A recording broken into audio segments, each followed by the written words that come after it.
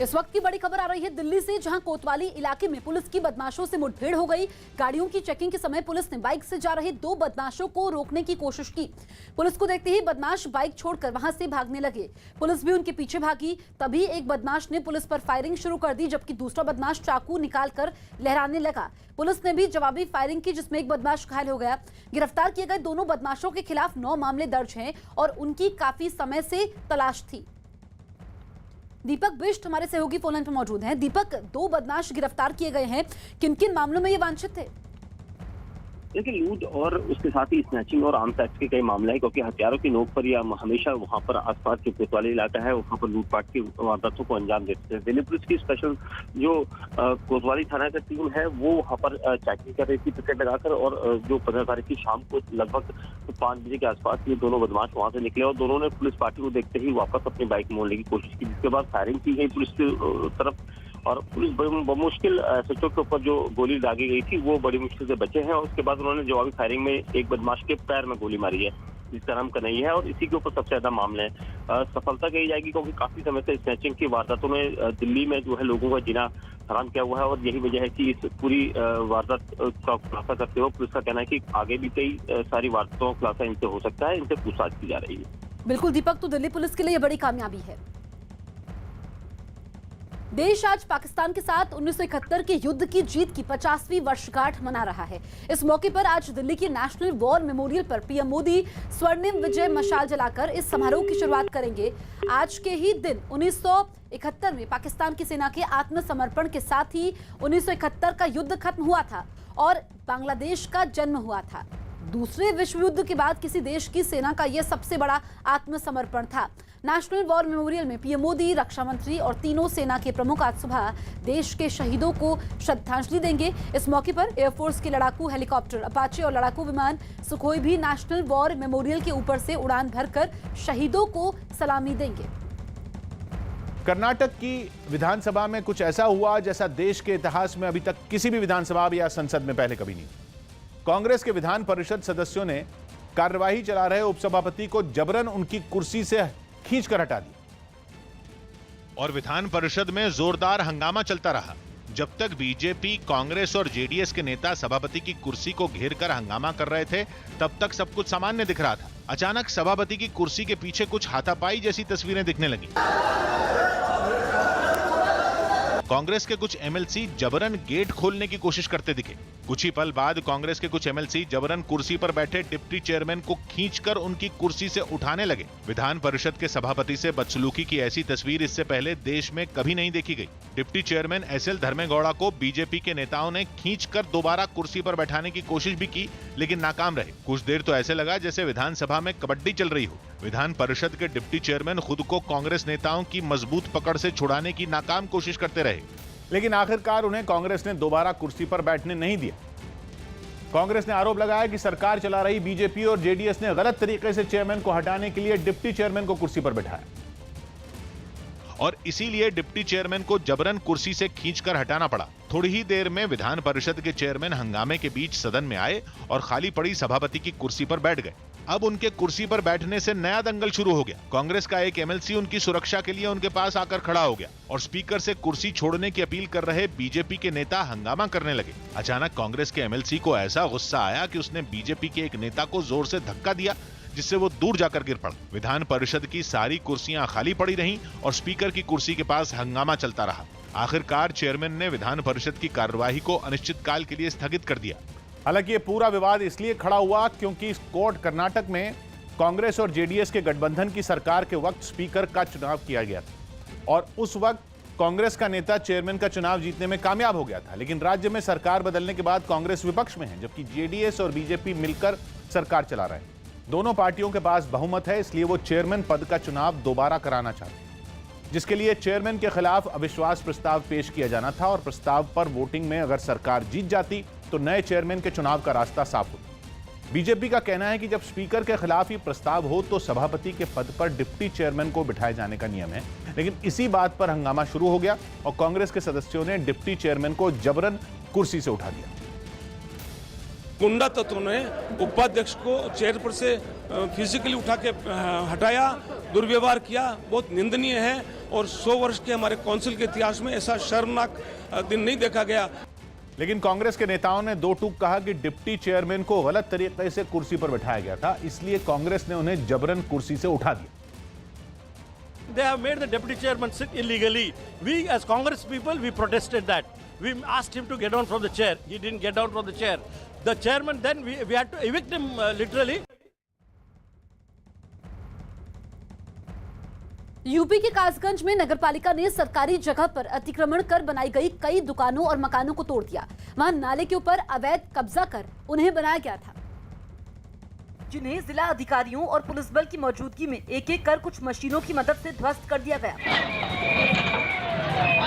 सड़क किनारे बनी कई अवैध दुकानों पर नगरपालिका का हथौड़ा चलता दिखाई दिया। वहां मौजूद अफसर कर्मचारियों को समझाते दिखे कि दूसरी चीजों को नुकसान पहुंचाए बिना किस तरह कार्रवाई को पूरा करना है। हालांकि कार्रवाई से पहले उन जगहों को खाली करवाया गया। प्रणब मुखर्जी की किताब पर उनके बेटे और बेटी में विवाद हो गया। पूर्व राष्ट्रपति प्रणब मुखर्जी की एक किताब पर उनके बेटे और बेटी में विवाद हो गया। प्रणब मुखर्जी के बेटे अभिषेक ने इस किताब का प्रकाशन रोकने और उनकी मर्जी के बिना कोई भी हिस्सा न छापने की मांग की। हालांकि उनकी बहन और प्रणब मुखर्जी की बेटी शर्मिष्ठा मुखर्जी ने इस किताब को छापने की वकालत की और अपने भाई को इस काम में रोड़ा न अटकाने की नसीहत दी।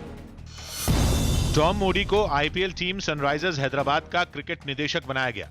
वो पहले 7 साल तक इस टीम के मुख्य कोच रहे थे, लेकिन पिछले आईपीएल में उन्हें इस पद से हटा दिया गया था।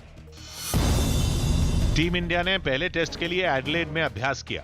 मेजबान ऑस्ट्रेलिया के साथ टीम इंडिया गुरुवार को पहला टेस्ट मैच खेलेगी। दिल्ली के भलसवा डेयरी इलाके में कुछ बदमाशों ने एक आदमी की गोली मारकर हत्या कर दी। इस मामले के बाद परिवार ने किसी भी तरह की रंजिश या प्रॉपर्टी विवाद से इनकार किया।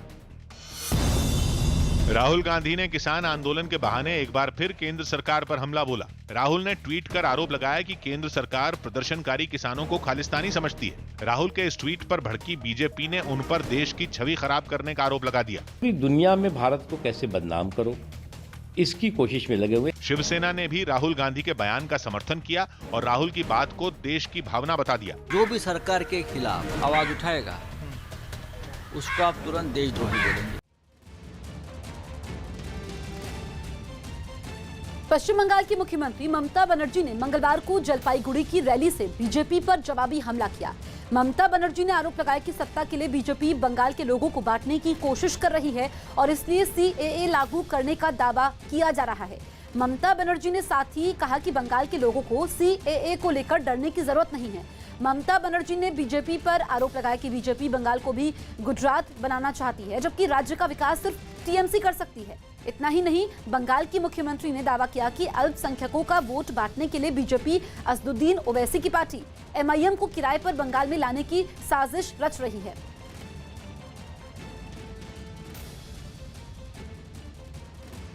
बीजेपी की तरफ से भी ममता बनर्जी को जवाब दिया गया। बीजेपी नेता शाहनवाज हुसैन ने दावा किया कि ममता बनर्जी बंगाल में जितना लोगों को डराएंगी, बीजेपी उतनी ही मजबूती से उभरेगी। जिस तरह की स्थिति बंगाल में उन्होंने बनाई है, ऐसी स्थिति तो कहीं नहीं। जम्मू कश्मीर के अंदर चुनाव है, हम प्रचार कर रहे हैं, यहाँ भी ऐसी स्थिति नहीं है। वैसी स्थिति ममता जी ने बंगाल के अंदर बनाई, जो बहुत दुर्भाग्यपूर्ण है। और भारतीय जनता पार्टी वो जितना डराएंगी उतनी ताकत से भारतीय जनता पार्टी जवाब देगी।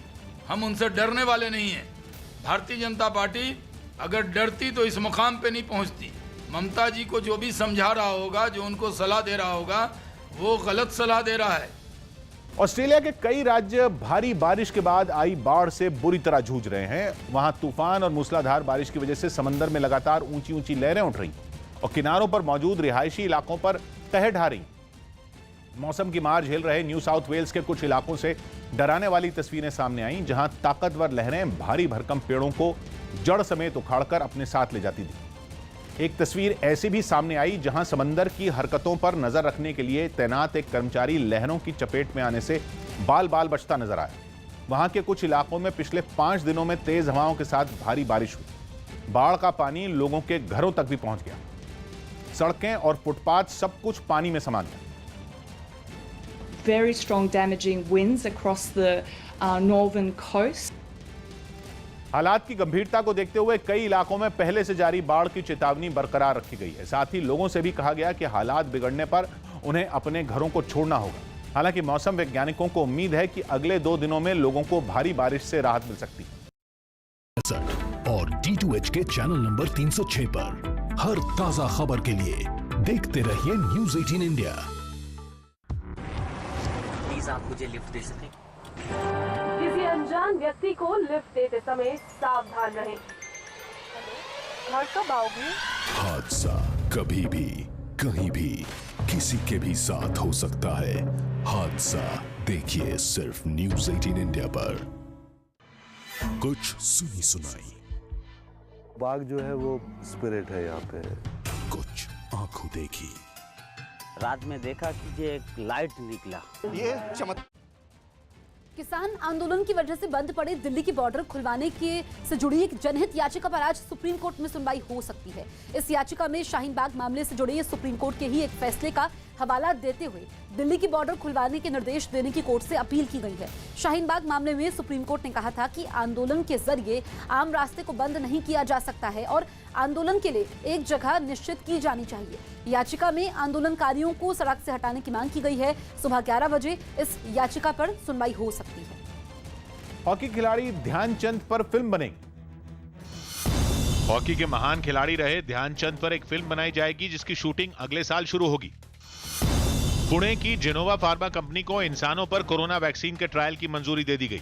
केंद्रीय स्वास्थ्य मंत्रालय ने बताया कि इसे मिलाकर अब देश में 6 वैक्सीन के ट्रायल जारी हैं। ये देश की तीसरी कंपनी है जिसे ये मंजूरी मिली है। एक नया वैक्सीन को इजाद किया है, इंडियन वैक्सीन है। सुप्रीम कोर्ट ने होम्योपैथी और आयुर्वेदिक डॉक्टरों को जरूरी निर्देश दिए। इनके तहत वो ऐसी किसी भी दवाई का दावा नहीं करेंगे जिसके जरिए कोरोना से ठीक होने का जिक्र हो। इससे पहले सुप्रीम कोर्ट में एक याचिका दाखिल की गई थी जिसमें आयुर्वेदिक और होम्योपैथी के डॉक्टरों समेत कुछ संस्थानों पर कोरोना की दवा बेचने का दावा करने का आरोप लगाया गया था। युवराज सिंह ने फिर क्रिकेट में वापसी की तैयारी शुरू कर दी। इसके लिए उन्होंने मोहाली में पंजाब के खिलाड़ियों के साथ अभ्यास किया। सैयद मुश्ताक अली T20 ट्रॉफी के लिए पंजाब के 30 संभावितों में युवराज सिंह को भी शामिल किया गया है। मध्य प्रदेश के जबलपुर में प्रशासन ने शराब तस्करी के आरोपियों की एक इमारत ढहा दी। इन पर बड़े पैमाने पर शराब तस्करी का धंधा चलाने का आरोप है। प्रयागराज डेवलपमेंट अथॉरिटी ने बाहुबली अतीक अहमद के रिश्तेदार जकी अहमद के अवैध गेस्ट हाउस को जमींदोज कर दिया। आरोपी की हिस्ट्री शीटर जकी अहमद ने बिना नक्शा पास करवाए करोड़ों की कीमत के इस गेस्ट हाउस को बनाया था, जिसे गिराने के लिए प्रयागराज डेवलपमेंट अथॉरिटी की टीम वहां पहुंची और अवैध रूप से कब्जा कर बनाए गए गेस्ट हाउस को एक मशीन की मदद से ध्वस्त कर दिया। योगी सरकार का एक्शन जारी है। ये शादी घर है और ये काफी समय से बंद भी था। अता गेस्ट हाउस जो कि 5-6 वर्ष पूर्व इसका निर्माण कराया गया था। 5000 वर्ग गज में बने इस गेस्ट हाउस को तोड़े जाने की कार्रवाई के गवाह वहाँ जुटे लोग बने। इसका मानचित्र स्वीकृत नहीं था। प्रयागराज विकास प्राधिकरण ने विधिक ध्वस्तीकरण आदेश पारित किया था। गेस्ट हाउस को गिराए जाने के समय भारी पुलिस बल वहाँ मौजूद रहा ताकि बिना किसी बाधा के इस कार्रवाई को पूरा किया जा सके। उत्तर प्रदेश के झांसी में किसान आंदोलन के समर्थन में समाजवादी पार्टी के धरना प्रदर्शन में शामिल एक महिला कार्यकर्ता ने नशे में धुत पार्टी समर्थक की सरेआम पिटाई कर दी। आरोप है कि प्रदर्शन के दौरान वो आदमी महिला को घूरने के साथ साथ उस पर लगातार छींटाकशी कर रहा था, जिससे परेशान होकर पेशे से वकील उस महिला कार्यकर्ता ने बीच धरने में ही उसकी पिटाई शुरू कर दी। गुस्से में तमतमाई वो महिला उस पर ताबड़तोड़ थप्पड़ों की बरसात करती दिखाई दी।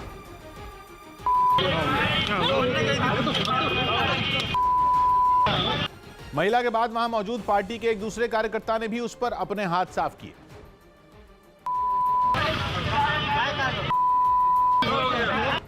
वहां से आए एक दूसरे वीडियो में महिला उसे जमीन पर गिराकर पीटती नजर आई। प्रदर्शन की वजह से वहां समाजवादी पार्टी के कई दूसरे कार्यकर्ता भी मौजूद दिखे, लेकिन किसी ने भी बीच बचाव करने की कोशिश नहीं की। अरे हमें तो जाने दो यार। इतना ही नहीं, वो महिला उसे मारती हुई सड़क पर ले आई, जहां पुलिस की मौजूदगी में भी उसकी पिटाई की गई। बवाल नहीं करो, वो अपने आप कर लेंगे। हालांकि बाद में नशे में धुत उस आदमी को पुलिस वाले अपने साथ ले गए। कृषि सुधार कानूनों पर किसानों का भ्रम दूर करने के लिए बीजेपी देश भर में संवाद कार्यक्रम चला रही है। इसी कड़ी में आज केंद्रीय कृषि मंत्री नरेंद्र सिंह तोमर मध्य प्रदेश के ग्वालियर में एक चौपाल के जरिए किसानों से बात करेंगे। इस बीच बीजेपी सांसद ज्योतिरादित्य सिंधिया भी मौजूद रहेंगे। कृषि सुधार कानूनों से जुड़े भ्रम को दूर करने की कोशिश होगी। इसी तरह से बीजेपी नेता कैलाश विजयवर्गीय इंदौर में किसान रैली करेंगे। बताया जा रहा है कि इस रैली में प्रदेश के 20,000 किसान शामिल होंगे। मध्य प्रदेश के अलावा लखनऊ में यूपी बीजेपी के प्रदेश अध्यक्ष स्वतंत्र देव सिंह, केंद्रीय मंत्री हरदीप पुरी किसानों से बात करेंगे। कृषि सुधार कानूनों के खिलाफ हो रहे विरोध प्रदर्शनों की वजह से रेलवे को हजारों करोड़ के नुकसान की खबर है। न्यूज़ 18 के चंदन जजवाड़े की रिपोर्ट है कि किसान संगठनों के आंदोलन की वजह से अब तक करीब 1400 ट्रेनों को रद्द करना पड़ा, जिसकी वजह से करीब 20 लाख यात्रियों के सफर नहीं कर पाने का अनुमान है। यही वजह है कि उत्तर रेलवे ने किसान आंदोलन की वजह से अब तक 2000 करोड़ के नुकसान का दावा किया। इसके अलावा इन प्रदर्शनों की वजह से कोयला, पेट्रोलियम और सीमेंट जैसी जरूरी चीजों की सप्लाई पर भी असर पड़ा। साथ ही पंजाब की ओर से आने वाली खाने पीने की चीजों को देश के दूसरे शहरों में ले जाने में भी रेलवे को परेशानी आई। एक तरफ किसानों की अपनी मांग है जिन्हें वो जायज ठहरा रहे हैं, लेकिन जो मांग उनके लिए जायज है और जो तरीका उनके लिए जायज है, उन्हीं तरीकों की वजह से कई ट्रेनें प्रभावित हुई हैं। कोरोना की वजह से ठीक हो चुके मरीजों को एक नई तरह की परेशानी का सामना करना पड़ रहा है। न्यूज़ 18 की प्रियंका कांडपाल की रिपोर्ट है कि कोरोना से सही हुए कुछ लोगों में म्यूकोरमाइकोसिस नाम के इन्फेक्शन की खबरें हैं।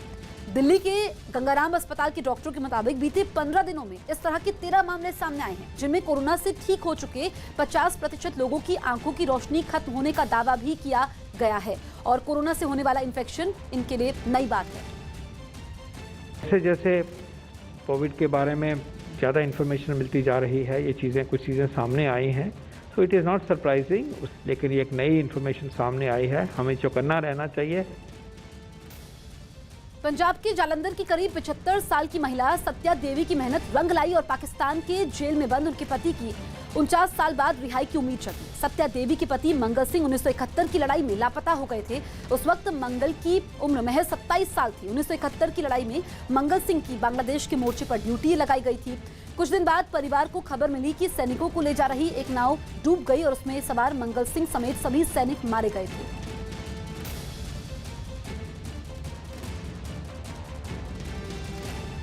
– 2012 में जब ना रिफुद्दीन नाम का एक आदमी आया था पाकिस्तान से छूटकर, और वहाँ से ना वो लेटर लेके आया था, तो उसमें हमारे दादाजी का नाम आ गया था। तभी से पापा ने कार्रवाई करनी शुरू कर दी। सरकार से लेटर वगैरह कार्रवाई पूरी की उन्होंने, और सरकार ने भी जवाब दिए उन्होंने। फिर बाद में ऐसे वार्तालाप चलती रही, बीच में बंद भी हो गई।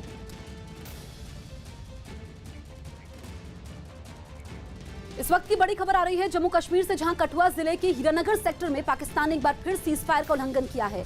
कल देर रात सीमा पार से बीएसएफ की चौकियों को निशाना बनाकर फायरिंग की गई, जिसका सुरक्षा बल ने मुंहतोड़ जवाब दिया। फिलहाल दोनों तरफ से फायरिंग बंद है।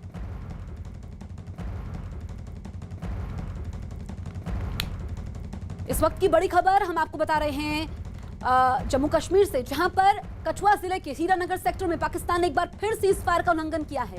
कल देर रात सीमा पार से बीएसएफ की चौकियों को निशाना बनाकर फायरिंग की गई, जिसका सुरक्षा बल ने मुंहतोड़ जवाब दिया। फिलहाल दोनों तरफ से फायरिंग बंद है।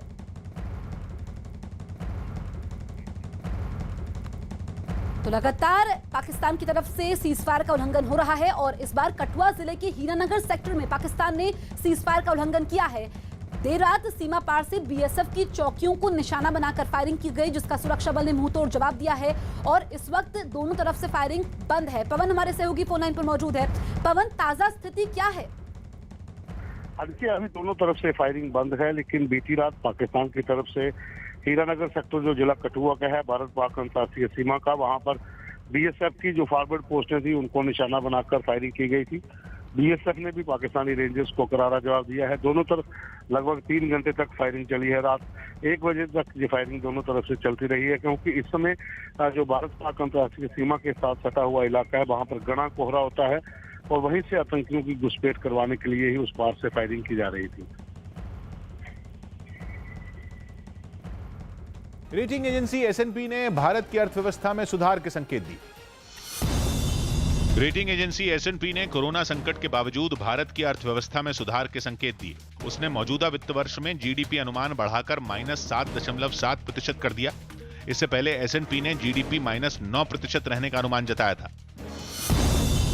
मध्य प्रदेश के मुख्यमंत्री शिवराज सिंह चौहान ने कृषि सुधार कानूनों के बहाने कांग्रेस पर निशाना साधा। भोपाल में आयोजित एक कार्यक्रम में शिवराज सिंह चौहान ने आरोप लगाया कि कांग्रेस ने लंबे वक्त तक किसानों की अनदेखी की और अब जानबूझकर वो कृषि सुधारों का विरोध कर रही है। तुमने क्या दे दिया रे कांग्रेसियों, क्या दे दिया तुमने? आज बात कर रहे हैं, आंसू बहा रहे हैं घड़ियाली। मुख्यमंत्री के आरोपों पर कांग्रेस की तरफ से जीतू पटवारी ने पलटवार किया। झूठ देश के सामने है, फरेब देश के सामने है, देश देख रहा है। महाराष्ट्र विधानसभा की कार्यवाही के दौरान कंगना रनौत का मामला भी गूंजा। सदन में विपक्षी दल बीजेपी ने राज्य सरकार के खिलाफ सोशल मीडिया पर बोलने वालों को जबरन फंसाने का आरोप लगाया। दिल्ली की राजौरी गार्डन पुलिस ने ड्रग तस्करी करने वाले एक गिरोह का पर्दाफाश किया और 11 आरोपियों को पकड़ लिया। ऑस्ट्रेलिया के खिलाफ T20 मैच में घायल हुए रविंद्र जाडेजा फिर भारतीय टीम में लौट आए। उनके फिट होने के बाद टीम में वापसी पर केक काटा गया। साथ ही इस दौरान कुलदीप यादव का जन्मदिन भी मनाया गया। कुलदीप यादव एक दिन पहले 26 साल के हो गए।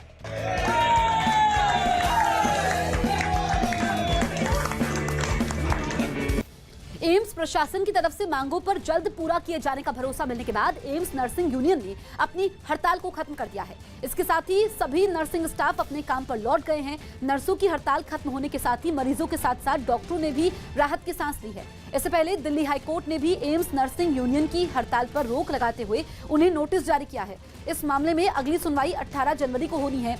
एम्स नर्सिंग एसोसिएशन के मुताबिक उन्होंने एम्स प्रशासन के आश्वासन और कोर्ट के सम्मान के लिए फिलहाल अपना आंदोलन स्थगित किया है। अब आप अपना फैसला सुना दीजिए कि हमें कोर्ट का सम्मान करना है या उसकी अवहेलना करना है। सम्मान करना है तो हाथ खड़े करके बता दीजिए। धन्यवाद साथियों। अमेरिका और ईरान के बीच लगातार गहरा रहा तनाव अब जंग की दहलीज पर पहुंच चुका है। फौजी ठिकानों पर हमले की खुफिया जानकारी मिलने के बाद अमेरिका ने आनन फानन में वहां अपने बम बरसाने वाले विमान तैनात कर दिए, लेकिन अमेरिका के इस कदम से ईरान बुरी तरह भड़क गया। बौखलाए ईरान ने अमेरिका को अंजाम भुगतने की धमकी दे डाली। ईरान ने दावा किया कि अगर अमेरिकी लड़ाकू विमान उसकी सीमा के आसपास भी दिखे तो वो अमेरिका के खिलाफ जंग छेड़ने से भी नहीं चूकेगा।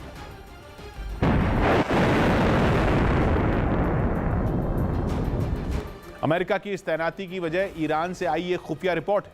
इस रिपोर्ट के मुताबिक अपने परमाणु वैज्ञानिक की हत्या से बौखलाए ईरान खाड़ी देशों में मौजूद अमेरिका के फौजी ठिकानों पर बड़े हमले कर सकता है। इस जानकारी के बाद अमेरिका ने बिना वक्त गंवाए बम बरसाने वाले बेहद खतरनाक B-52 विमानों को ईरान की घेराबंदी के लिए रवाना कर दिया। परमाणु मिसाइल दागने की ताकत रखने वाले ये विमान आसमान में अमेरिका की ताकत माने जाते हैं, जो हजारों किलोमीटर दूर बैठे दुश्मन को भी पलक झपकते तबाह कर सकते हैं।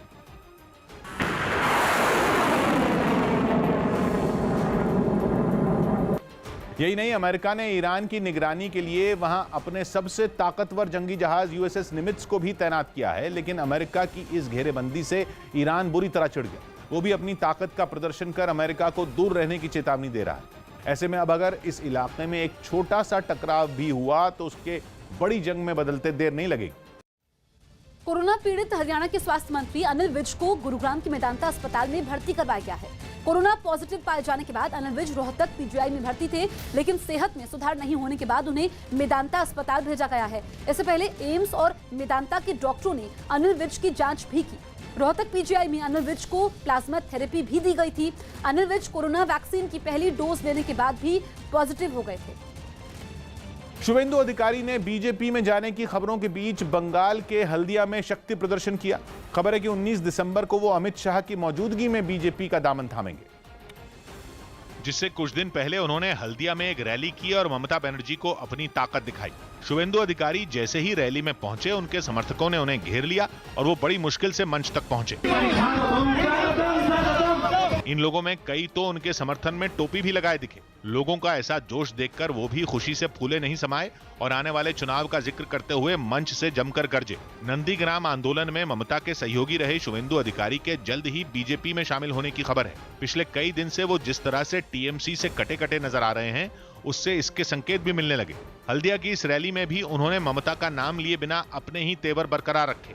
ये शुभेंदु अधिकारी कोनो पौधे लोप करें ना। ममता के खिलाफ बगावत का बिगुल फूंक चुके शुभेंदु अधिकारी भले ही बीजेपी के पाले में जाने की बात अपने मुंह से न बोलें, लेकिन मुकुल रॉय ने डंके की चोट पर इसका ऐलान कर दिया। कि क्या वो आपके साथ आने वाले हैं? ये तो फैसला हो गया है, 2-4 दिन का अंदर ये समय का अपेक्षा है, वो आ जाएगा। जिसके बाद टीएमसी नेता शुभेंदु अधिकारी पर बरस पड़े। शायद पहले से वो बीजेपी से भी मिले हुए थे। पता चला कि ममता बनर्जी ने शुभेंदु को मनाने का जिम्मा टीएमसी सांसद शौकत राय को सौंपा था, जिन्होंने आखिरकार अपने हाथ खड़े कर दिए। टीएमसी से खफा चल रहे विधायक जितेंद्र तिवारी मंत्री फिरहाद हकीम से मिलने कोलकाता नहीं गए। न्यूज 18 की आशिका सिंह की रिपोर्ट के मुताबिक जितेंद्र तिवारी ममता बनर्जी से सीधे मिलने की मांग कर रहे हैं। बताया जा रहा है कि ममता बनर्जी के पास अभी समय नहीं है, जिसके बाद जितेंद्र तिवारी ने 18 दिसंबर को ममता बनर्जी से मिलने का समय मांगा है।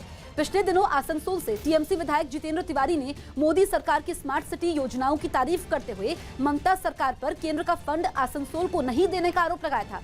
माना जा रहा है कि जितेंद्र तिवारी पार्टी से खफा है, इसलिए उन्हें मंत्री फिरहाद हकीम ने कोलकाता बुलाया था। दिल्ली में कुछ किसान नेताओं ने केंद्रीय कृषि मंत्री से मुलाकात की। दिल्ली में कुछ किसान नेताओं ने केंद्रीय कृषि मंत्री नरेंद्र सिंह तोमर से मुलाकात की और कृषि सुधार कानूनों पर अपनी सहमति जताई। हमारा संगठन जो अच्छी चीजें हैं बिल में, उनका प्रचार प्रसार भी करेगा, सरकार के समर्थन में करेगा। बांग्लादेश में चल रही T20 लीग के एक मैच में विकेटकीपर मुशफिकुर रहीम ने युवा खिलाड़ी नसूम अहमद को थप्पड़ मारने की कोशिश की। मुशफिकुर रहीम ने जो कैच पकड़ा, उसी कैच को पास में खड़े नसूम भी पकड़ना चाहते थे। हालांकि इस दौरान ये कैच मुशफिकुर ने पकड़ भी लिया, लेकिन फिर भी वो नसूम को मारने के लिए दौड़ पड़े। इस मामले में सोशल मीडिया पर काफी आलोचना होने के बाद मुशफिकुर ने नसूम अहमद से माफी मांग ली। दिल्ली की निहाल विहार पुलिस ने हत्या के एक मामले में 2 आरोपियों को गिरफ्तार कर लिया। इसमें एविडेंसेस की भी रिकवरी हुई है और बाकी इन्वेस्टिगेशन भी जारी है।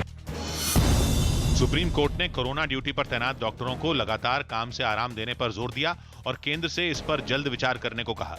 सुप्रीम कोर्ट ने यह टिप्पणी राजकोट के एक अस्पताल में हुए आग हादसे की सुनवाई के दौरान की। इस हादसे के आरोप में अस्पताल के 3 डॉक्टरों को गिरफ्तार किया गया था। सुनवाई के दौरान सरकार ने कोरोना संकट की वजह से अस्पतालों पर बोझ बढ़ने और डॉक्टरों के लगातार काम करने की दलील दी और ऐसे में कुछ हादसों के लिए मेडिकल स्टाफ को गलत ठहराने पर सवाल उठाए। पश्चिम बंगाल के 3 आईपीएस अधिकारियों पर गृह मंत्रालय सख्त रवैया अपनाने की तैयारी में है। न्यूज 18 के अमित पांडे की रिपोर्ट है कि गृह मंत्रालय जल्द ही इन तीनों अधिकारियों को नोटिस जारी कर सकता है और राज्य सरकार से भी ये पूछा जा सकता है कि केंद्र के बुलावे पर तीनों आईपीएस अधिकारियों को क्यों नहीं भेजा गया। इसी तरह का नोटिस पश्चिम बंगाल के डीजीपी और मुख्य सचिव को भी भेजा जा सकता है।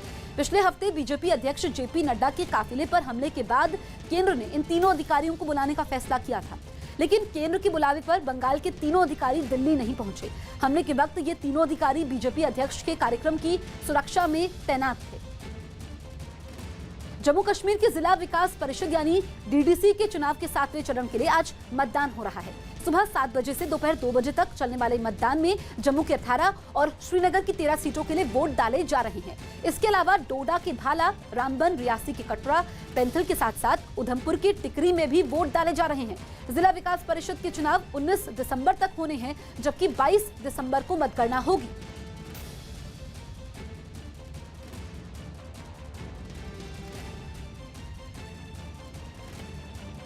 मध्य प्रदेश के जबलपुर में शराब माफिया के अवैध कब्जों को प्रशासन ने बुलडोजर चलाकर ढहा दिया। मुख्यमंत्री शिवराज सिंह चौहान के निर्देश पर पिछले कई दिनों से राज्य में भू माफिया, खनन माफिया और दूसरे बदमाशों के खिलाफ कार्रवाई की जा रही है और इसी कड़ी में प्रशासन ने शराब का अवैध कारोबार करने वालों के खिलाफ अभियान चलाया और शहर के एक इलाके में मौजूद उनके अवैध निर्माणों को ध्वस्त कर दिया।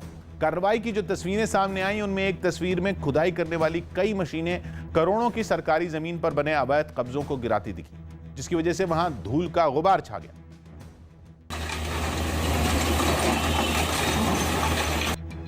यही नहीं, आरोप है कि शराब माफिया ने सड़क किनारे मौजूद सरकारी जमीन और दुकानों और ढाबे तक बना लिए थे, जिन्हें भी एक एक कर मशीन से ढहा दिया गया।